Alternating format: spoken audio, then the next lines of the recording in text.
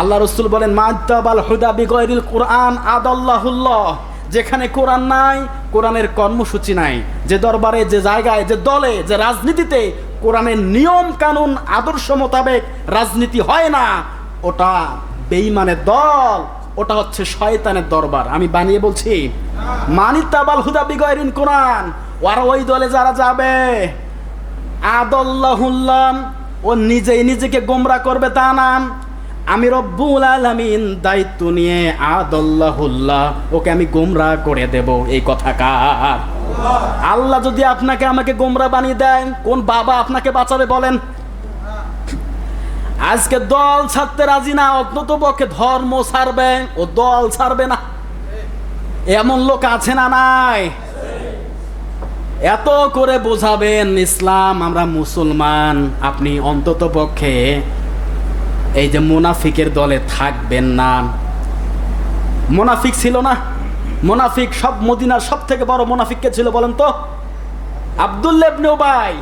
রসুলের সব মানতেন, রসুলের মতো নামাজ আদায় করেছে, দাড়ি রেখেছে, পাগড়ি পরেছে, জুব্বা পরেছে, ও রোজাও রেখেছে রসুলের মতো, সব কিছু রসুলের মতো করেছে, কিন্তু রাজনৈতিক জীবনে রসুলকেও মানতে পারে নাই প্রতিহিংসার কারণে, যে না আমি রসুলকে মানি না।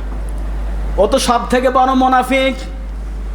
এখন যারা সবগুলো জানেন, বোঝেন, মানেন, বুঝতে পারছেন, সব স্পষ্ট আপনার সামনে, আপনি সব জানেন, সব বোঝেন, কারণ আল্লাহ পাক মানুষের বিবেককে দিয়েছে সব থেকে বড় আদালত।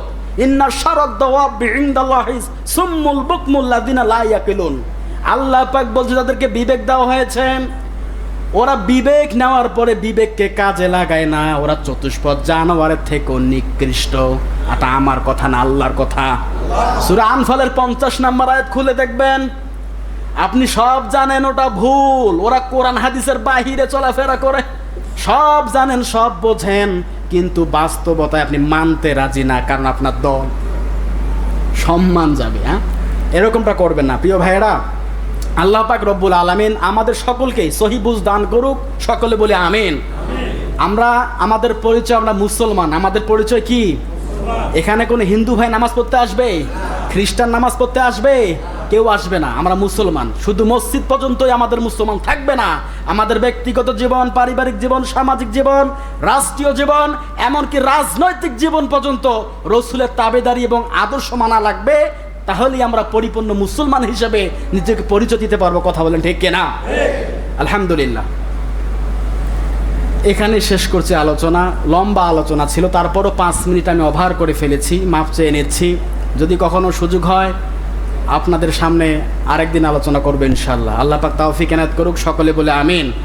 আমার কথাগুলোর মধ্যে যে কথাগুলো আপনাদের ভালো লাগবে, কোরআন সুন্নাহ মোতাবেক যদি মনে করেন কথাগুলো বলছি, আপনি অবশ্যই একবার বিবেককে নাড়া দেবেন, প্রশ্ন করবেন, কোনো হিংসাত্মক মনোভাব নেবেন না, সিদ্ধান্ত নেবেন ইনশাআল্লাহ।